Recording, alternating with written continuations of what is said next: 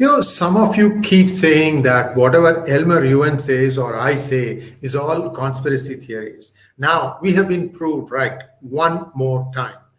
The New York Counterintelligence Division of the FBI raided a Chinese police outpost in New York's Manhattan. I'm going to take you through the Chinatown, and these are just a few pictures. It's a beautiful, beautiful place. You can see here, this is in Chinatown looking towards Manhattan. It's like a nice Christmas card, and you can see during daytime that the Manhattan skyline is visible from Chinatown.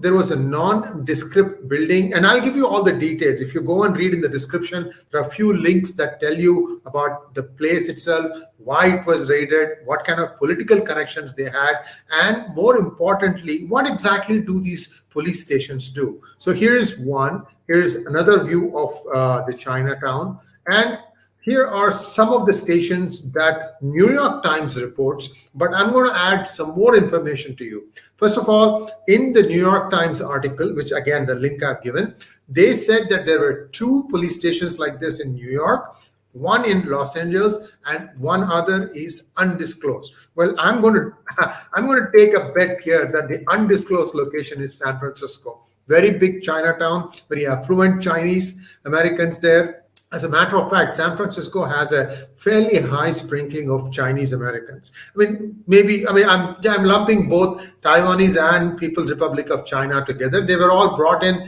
during the 1840s to work on railroad projects. They're small enough to put dynamites and escape before the thing exploded.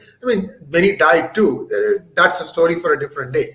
But what I'm trying to say is today, the Chinese American diaspora in the United States is quite well off. But I digress. Let's get back to what has been happening. Now, if you look at the other link that I've given you from Newsweek, they say that there are at least 9 police stations plus 9 more, social service centers, which are more or less following the ideology of the CCP. Remember the Confucius Research Centers? This is again 𝗥𝗲𝗲𝗀𝗲𝗀𝗲𝗀𝗲 theory, as well as Sasha Gong, who had also said about the existence of these in various universities to try and brainwash you. More interesting things are that the Chinese police stations, actually they are spying on people.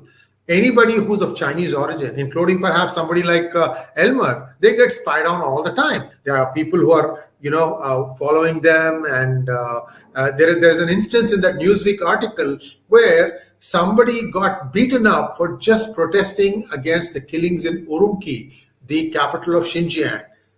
So somebody just appears from nowhere. There is this girl protesting. Somebody just appears from nowhere, bashes her up, and then disappears. Many such people are operating. And what is sad is that this mindless decision by the Biden administration to allow everybody in for a small period of 2 to 3 months, we don't know who all have come into the United States. No paperwork. They can stay in shadows as long as they have funding, which these people manage to get somehow. We have a lot of ghosts going around. In many big cities. In fact, we don't even know how much they are spread in the rural countryside of America. People used to joke that you could put the entire population of India in the state of Texas. That's how big Texas is. But it's a joke, of course. It would be quite crowded. America is now beginning to wake up to the fact that China has a surveillance mode operation. In fact, there are 100 such police stations that are in existence today, according to another article, and these are spread across many countries. In fact, I did a monologue on that previously also. What does this all mean?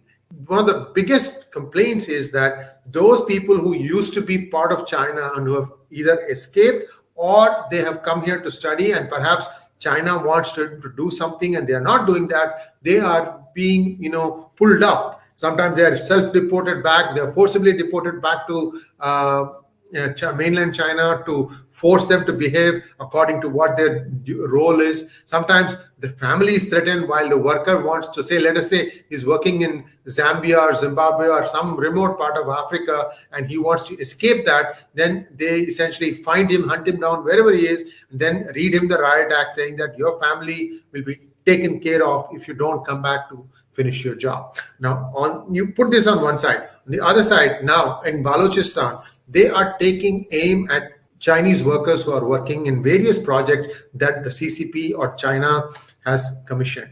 And they are scared because you have had 4 or 5 instances where these people were blown to smithereens. Recent one was that there were some people working in a dam and they've been all chased away, and we don't know who did it, whether it is KPK or TTP or the Baloch Liberation Army. We don't know. But the point is, across Pakistan, there is deep hatred for the Chinese workers. So they feel fearful for their lives.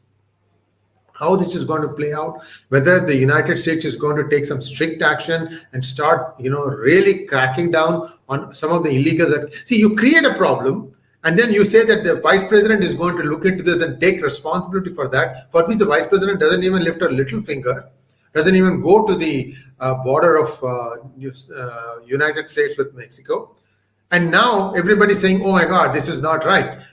But didn't you know? I mean, Anthony Blinken, a career diplomat for donkey's years. What about Mr. Biden? 45 years of Senate experience. Didn't he know the consequences? This is where I kind of get a little hot under the collar, that these were done with the full knowledge of the consequences. And it was done as if there was a checklist that they had to satisfy for having been brought to power. I still say that the 2020 elections were questionable. You're also seeing in 2022, same kind of playbook has been used. Kari Lake, who lost out in the, I think, Arizona governor's race, she is continuing to fight her case in a court, and I don't think she'll win. In the US, I have seen this election, once it is declared by the Secretary of State, it is a done deal.